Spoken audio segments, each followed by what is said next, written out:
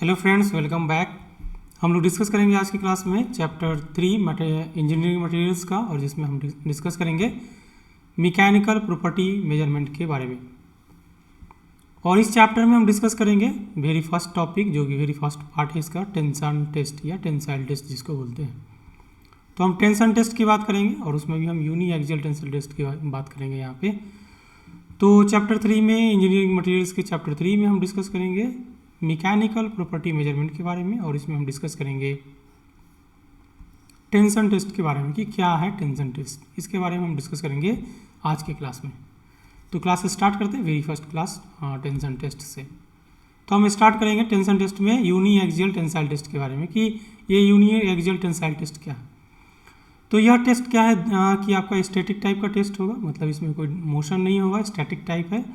कि इसमें हम क्या करते हैं, लोड को इंक्रीज करते हैं फ्रॉम जीरो से लेके जो भी आपका सर्टेन वैल्यू है वहाँ तक जाएंगे, लेकिन स्लोली जाएंगे। इसमें जो इंक्रीजिंग करेंगे लोड में वो स्लोली इंक्रीज होगा। आपको स्लो रेट से हम क्या करेंगे, उसमें इंक्रीज करेंगे। इसमें हम क्या करते हैं, एक स्टैंडर्ड स्पेसिमेन यूज करते हैं। कौन सा स्पेसिमेन होगा स्टैंडर्ड स्पेसिमेन, उसकी भी डिस्कशन हम करेंगे इस टेस्ट में। तो इस पर्टिकुलर टेस्ट में हम क्या करते हैं कि हम एक स्टैंडर्ड स्पेसिमेन यूज करते हैं। जो इन जनरल क्या होता है, दो टाइप का स्टैंडर्ड स्पेसिमेन होता है, ठीक है ना। तो जो कि है वो हम इस तरह से दिखा सकते हैं कि ये आपका एक फर्स्ट है, जिसमें हम अगर हमारे पास कोई सर्कुलर आपके पास रॉड है या ऑब्जेक्ट है, तो सर्कुलर ऑब्जेक्ट में जो हमारा होगा, जब क्रॉस सेक्शनल अगर हमारा सर्कुलर होगा तो ये आपका LG है। तो गेज लेंथ है, जहाँ तक हम क्या करेंगे, गेज लगाएंगे।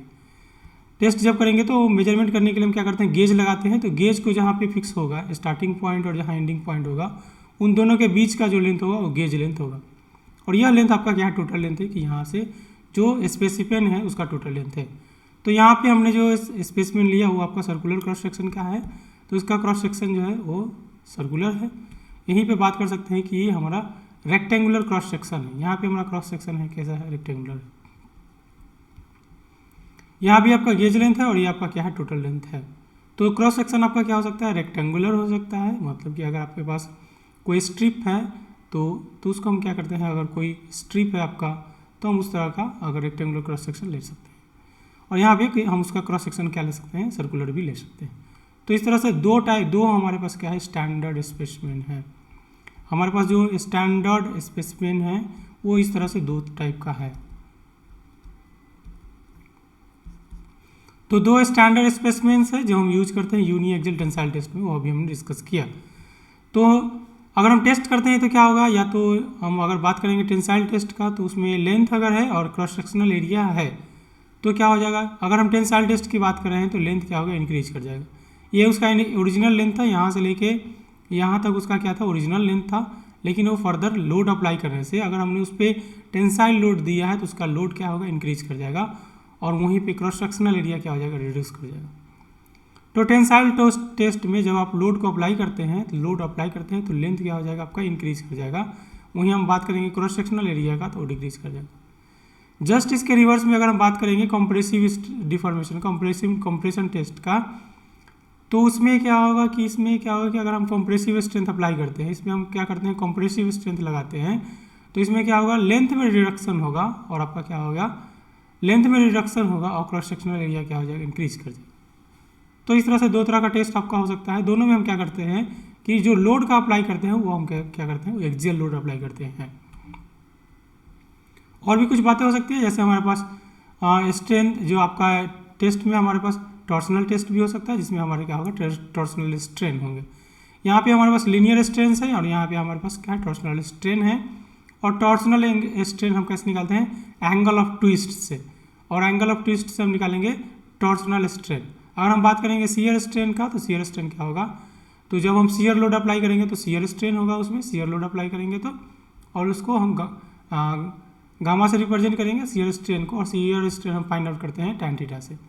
तो ये थीटा है, जहाँ पे टैन थीटा हमारा क्या देगा, शियर स्ट्रेन आपका देगा। तो टैन थीटा जो आपका मान लीजिए ये एक्स है और ये वाई है, तो एक्स वाई वाई आपका हो जाएगा टैन थीटा। तो इस तरह से हमने तीन डिफरेंट टाइप्स का स्ट्रेन देखा जो कि आपका हो सकता है यहाँ पे मैकेनिकल टेस्टिंग में। तो हम बात करते हैं अभी लीनियर स्ट्रेन कैसे जनरेट होगा। उसमें लीनियर स्ट्रेन के लिए आपको क्या करना होगा, या तो उस पर टेंसाइल डिफॉर्मेशन होना चाहिए या कंप्रेसिव डिफॉर्मेशन होगा। तो आपका लीनियर आपका स्ट्रेंथ जनरेट होंगे। अभी हम एक टिपिकल वीडियो देखते हैं जिसमें हम क्या करते हैं कि एक आपका टेंसाइल टेस्ट हम कर रहे हैं, वो एक टिपिकल वीडियो हम देख रहे हैं। तो एक टिपिकल वीडियो है जिसमें हमने क्या किया है कि टेंसाइल टेस्ट कर रहे हैं अभी सैंपल पे। तो ये हमारा एक टिपिकल वीडियो है जिसमें हमने टेंसाइल टेस्ट किया है।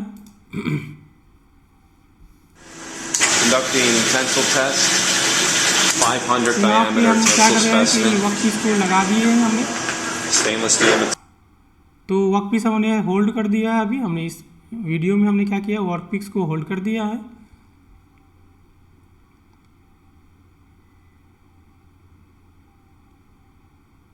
अभी क्या कर रहे हैं, हमें स्ट्रेन गेज लगा रहा है उसमें, वहाँ पे स्ट्रेन गेज हमने लगा दिया है। स्ट्रेन गेज यहाँ पे क्या कर दिया हमने, फिट कर दिया है। जहाँ तक हमने एक इनिशियल पॉइंट है और एक आपका एंड पॉइंट है, तो जहाँ तक हमने स्ट्रेन गेज लगाया उसमें हम डिफॉर्मेशन देखना चाह रहे हैं और डिफॉर्मेशन होगा। उसके बाद हम क्या करेंगे, इस पर लोड अप्लाई करेंगे। तो लोड हम यहाँ पे अप्लाई करेंगे, स्क्रीन पे देख सकते हैं कि लोड हमारा अप्लाई हो रहा है।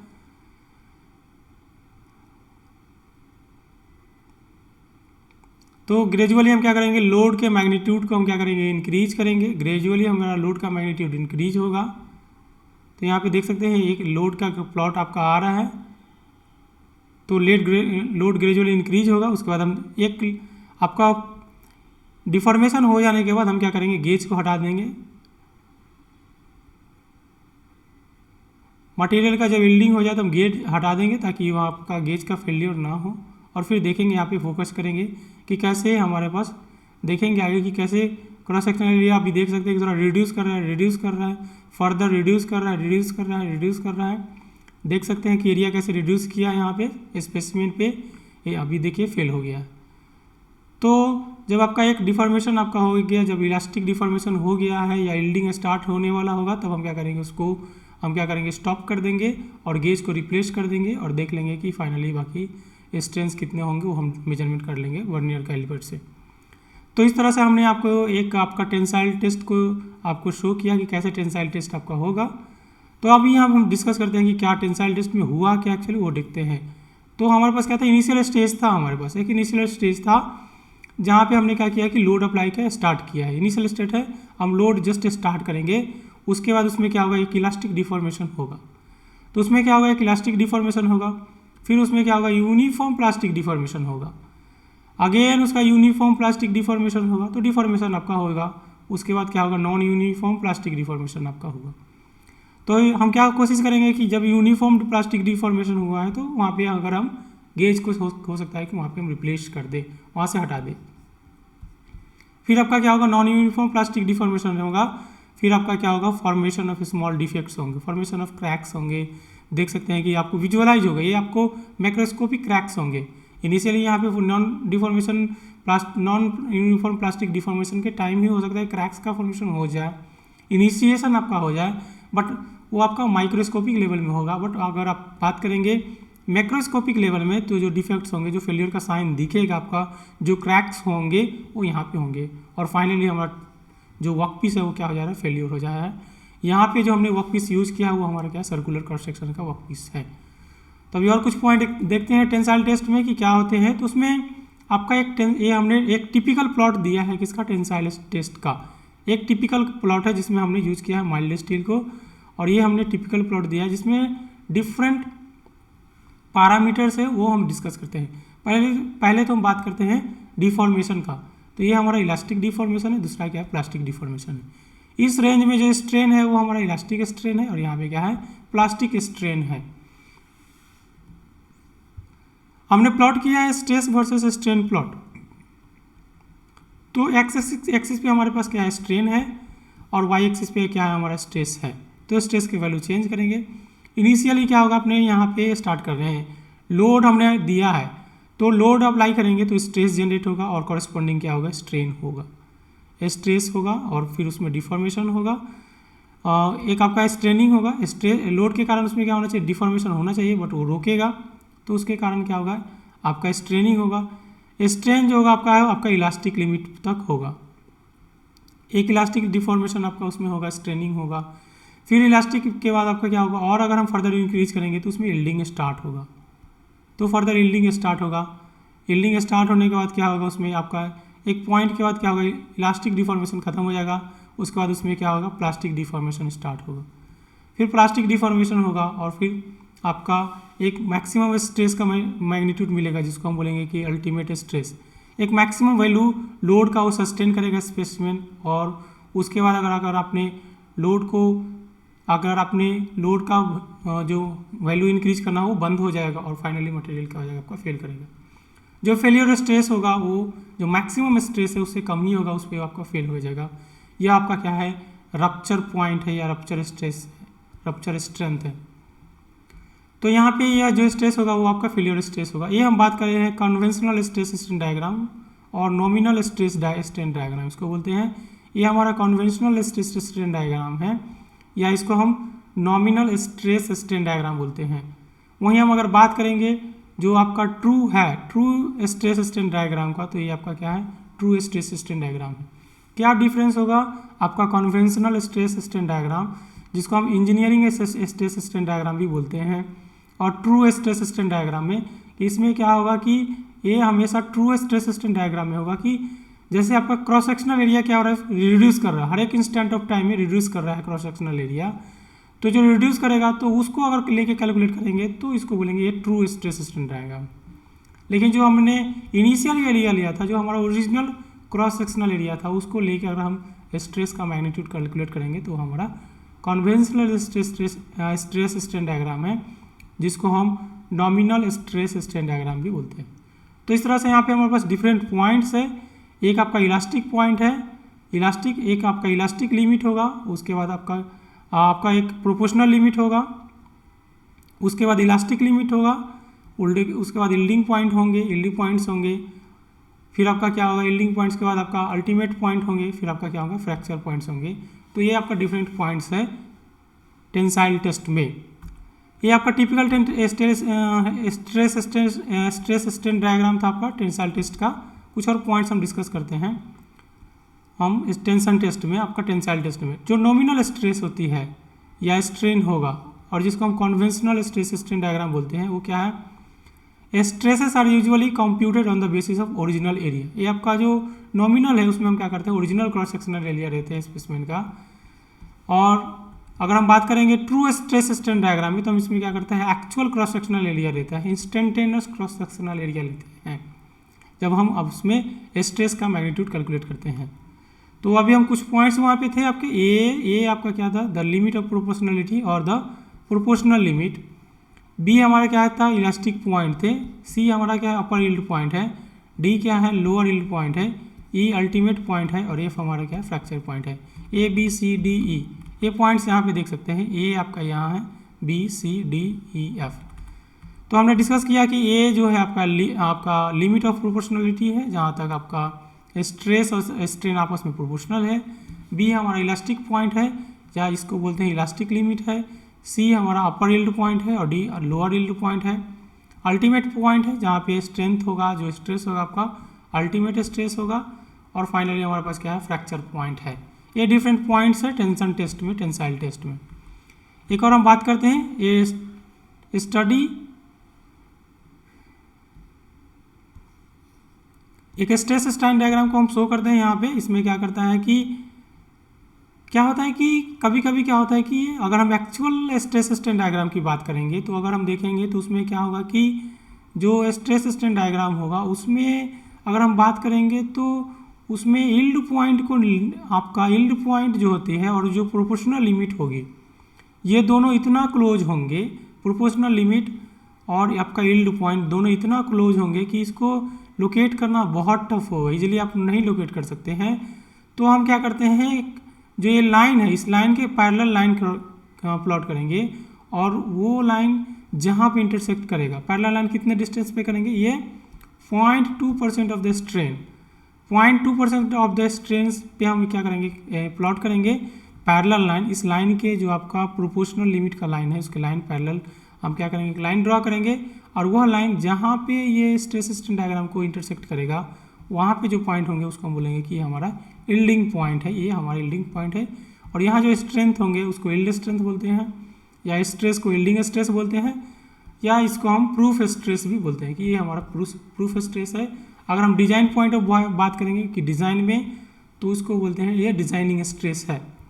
अगर हम बात करेंगे कि तरीका क्या यूज करेंगे हम इसको कैलकुलेट करने के लिए, तो इसको हम बोलते हैं कि ये हमारा ऑफसेट मेथड टेक्निक है। जो ऑफसेट मेथड है जिसमें हम क्या करते हैं कि 0.2% पे हम स्ट्रेन को क्या करते हैं ऑफसेट करके एक पैरेलल लाइन ड्रॉ करते हैं, और जहाँ पे पॉइंट इंटरसेक्टिंग पॉइंट होगा वहाँ पे हम क्या करते हैं कैलकुलेट करते हैं यील्डिंग पॉइंट को। और यहाँ पे जो स्ट्रेंथ होगा वो यील्डिंग स्ट्रेंथ होंगे, यहाँ पे जो स्ट्रेन होगा वो आपका यील्डिंग स्ट्रेन होगा। कुछ और पॉइंट डिस्कस करते हैं कि in this method a line is drawn parallel to the strain line portion of the initial stress diagram by offsetting this by an amount equal to 0.2% of the strain as shown in the figure. तो 0.2% strain पे हम क्या करते हैं plot करते हैं, और इसका जनरली यूज करते हैं लो कार्बन स्टील के लिए, हम जनरली इसका यूज करते हैं। तो इस तरह से हमने 0.2% पे हमने क्या किया प्लॉट किया है, और मटेरियल का यील्ड स्ट्रेंथ देख लिया कि यील्ड स्ट्रेंथ क्या है, और यील्ड स्ट्रेंथ के कॉरस्पॉन्डिंग ही आपको क्या मिलेगा हमारा प्रूफ स्ट्रेस मिलेगा, ये हमारा प्रूफ स्ट्रेस है। तो कुछ और पॉइंट डिस्कस करते हैं। अगर ई पॉइंट की बात करेंगे डायग्राम में जहाँ की अल्टीमेट स्ट्रेस है, cross sectional area of the specimen क्या करता है, ई पॉइंट के बाद क्या होता है क्रॉस सेक्शनल एरिया, उस सैंपल का क्रॉस सेक्शनल एरिया क्या होता है कि रिड्यूस करना स्टार्ट करता है, वो भी रैपिडली रिड्यूस करना स्टार्ट करेगा, जो कि अब जबकि आपका एक स्मॉल लेंथ में रिड्यूस करना स्टार्ट करेगा, और इसको हम बोलते हैं कि जो क्रॉस सेक्शनल एरिया का रिडक्शन होता है उसको बोलते हैं कि उसमें नेक का फॉर्मेशन हो रहा है, उसमें नेकिंग हो रहा है। तो क्रॉस सेक्शनल एरिया का जो रिडक्शन हो रहा है वो आपका नेकिंग का फॉर्मेशन हो रहा है, नेक उसमें फॉर्म कर रहा है। This necking takes place while the load reduces and fracture of the bar finally occurs at F. तो इससे आप जब लोड को रिड्यूस कर रहे हैं देख सकते हैं कि ये लोड रिड्यूस हो गया है, फिर भी इसमें क्या हो रहा है नेकिंग का फॉर्मेशन हो रहा है, और फाइनली फ्रैक्चर आपका हो रहा है। हमने एक नोट में एक पॉइंट लिखा है कि due to large reduction in area produced by the necking process the actual stress at fracture, जो एक्चुअल स्ट्रेस एट फ्रैक्चर है is often greater than the above value, since the designers are interested in maximum load which can be carried out by complete cross section area, hence the stress at fracture is seldom of any practical value.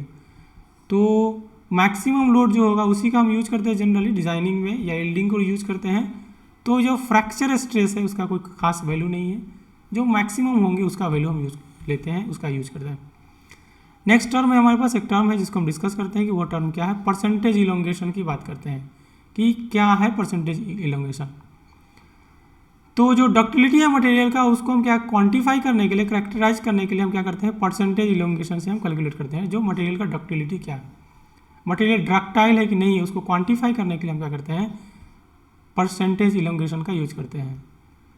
ठीक है ना, percentage elongation या percentage reduction से हम calculate करते हैं। यह क्या होता है रेशियो है किसका, एक्सटेंशन इन द लेंथ, जो लेंथ में एक्सटेंशन हो जाए to the initial gauge length, initial gauge length और एक्सटेंशन जो होगा, जो नेट चेंज होगा और इनिशियल गेज लेंथ होगा, उस दोनों के बीच का जो रेशियो होगा उसको क्या बोलते हैं इलोंगेशन, और उसको अगर परसेंटेज में लिख देंगे तो हमारा परसेंटेज इलोंगेशन आपका हो जाएगा।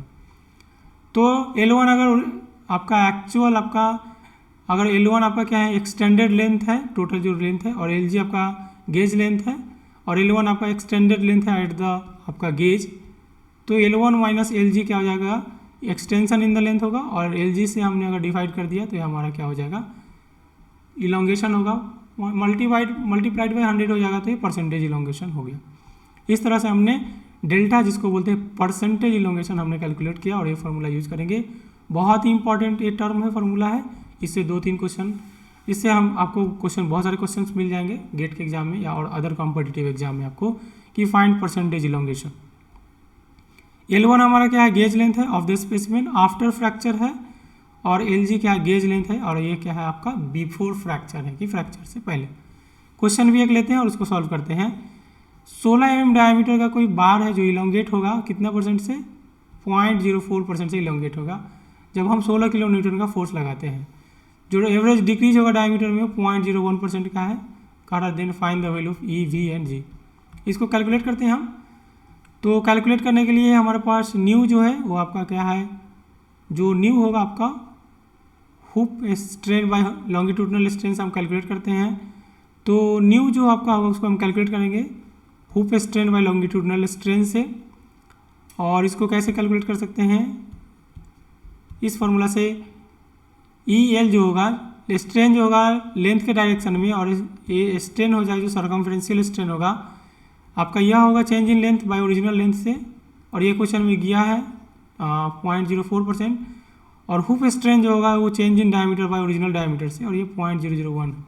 तो यहाँ से स्ट्रेन का वैल्यू कितना हो जाएगा 0.25। स्ट्रेन पता चल जाएगा तो ई हम कैलकुलेट कर सकते हैं, E equal to 2g into 1 plus mu, जहाँ पे सिग्मा से हम कैलकुलेट कर सकते हैं P बाई ए, और यहाँ से हम P कितना दिया हुआ क्वेश्चन में 16 किलो न्यूटन, तो ये 16 किलो न्यूटन है, और ये हो जाएगा पाई बाई 4 डी स्क्वायर। तो यहाँ से आपको क्या मिल जाएगा सिग्मा मिल जाएगा, ये सिग्मा हमें कैलकुलेट हो गया।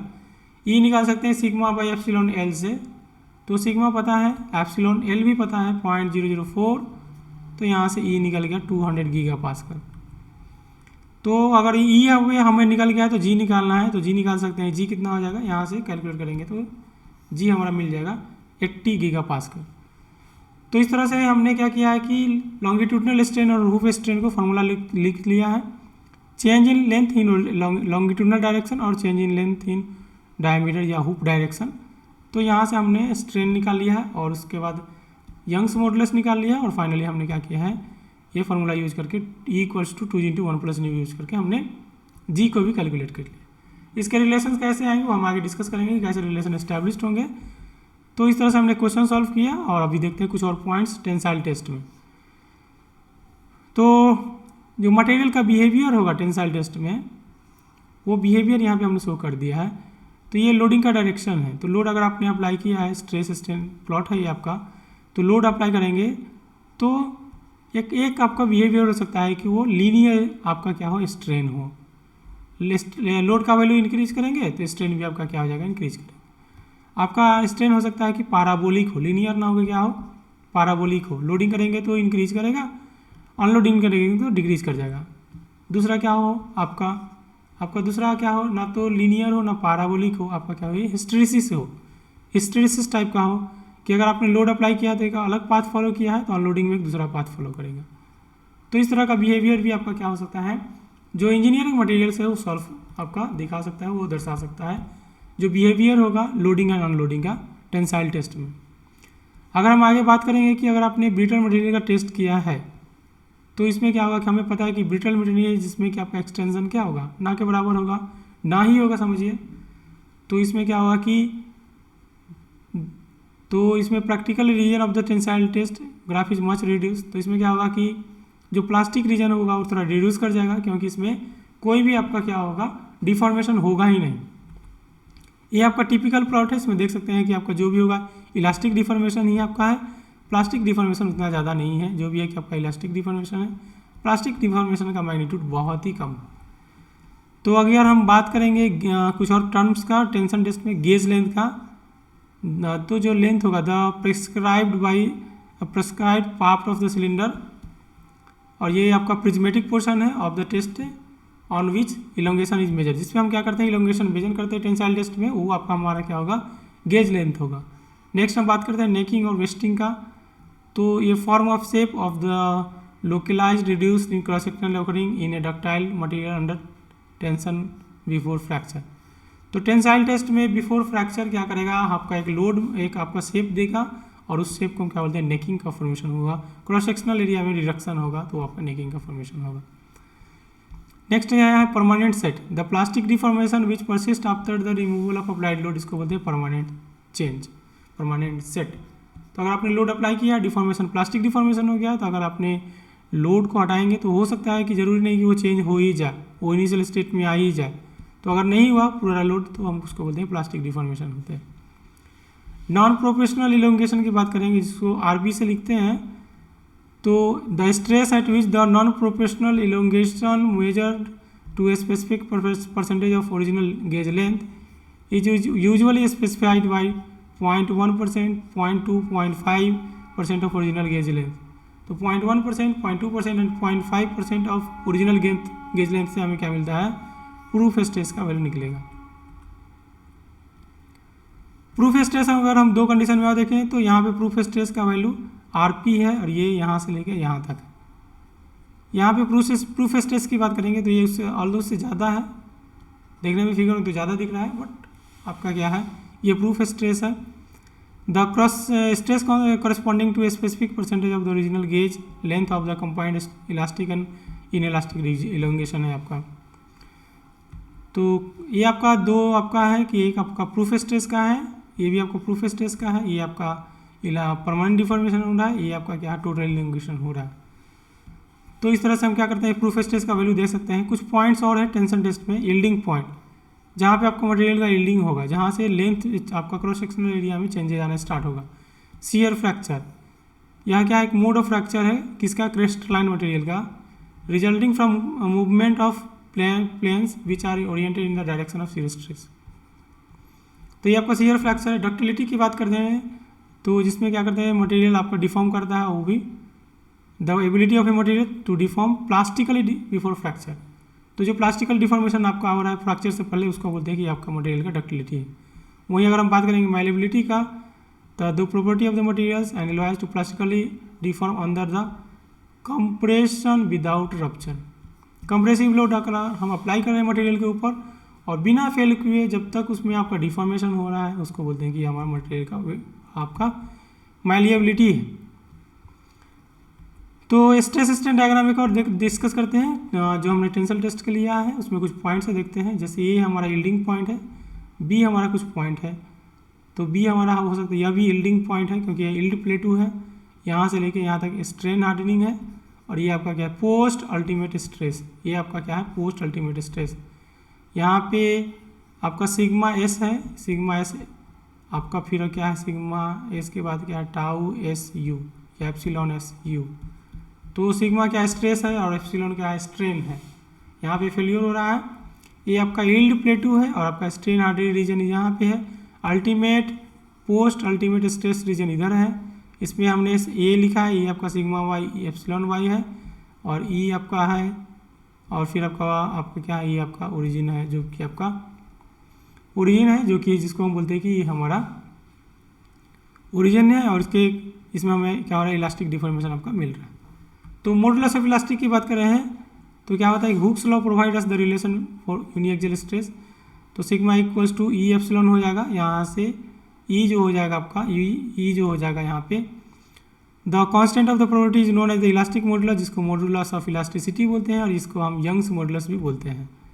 इसमें जो आपका टेंशन टेस्ट में आपका जो आपका डिफॉर्मेशन होगा shear stress and strain we have a constitute relation similar to the Hooke's relation for linear strain, और यहाँ पे टाउ क्या हो जाएगा जी बाई टाउ हो जाएगा।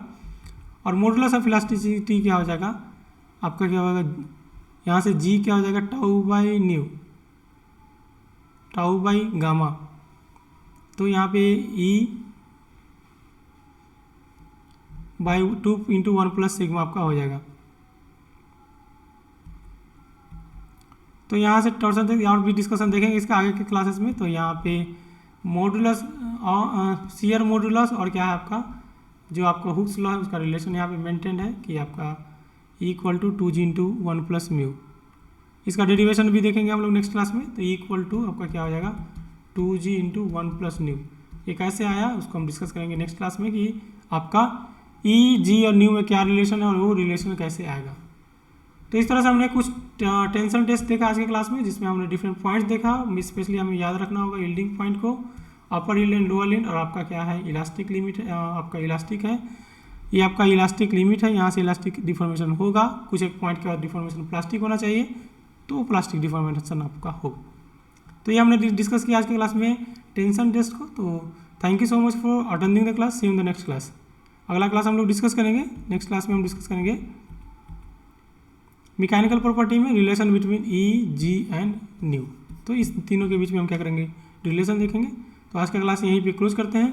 Thank you so much for attending the class, see you in the next class.